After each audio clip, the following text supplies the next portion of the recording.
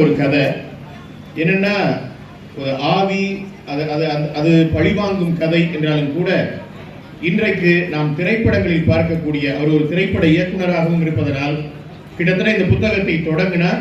ஒரு ரொம்ப இன்ட்ரெஸ்டிங்கா சுவாரஸ்யமாக படித்து முடிக்கக்கூடிய, அதுவும் ஒரு திகில் திரைப்படத்தை பார்ப்பதை போன்ற ஒரு அனுபவத்தை இந்த குட்டிமா என்கிற சிறுகதையில திரைப்பட இயக்குனர் சிவகுமார் அவர்கள் வழங்கியிருக்கிறார்கள். அந்த நூலினைத்தான் இந்த இடத்திலே வெளியிட்டிருக்கிறோம். தொடக்கத்தில் ஒரு காணொளியை உருவாக்கி தந்த பத்திரிகையாளரும் திரைப்பட இயக்குனருமாகிய திருமிகு சிவகுமார் அவர்களுக்கு மாவட்ட ஆட்சித்தலைவர் அவர்கள் சிறப்பு செய்கிறார்கள்.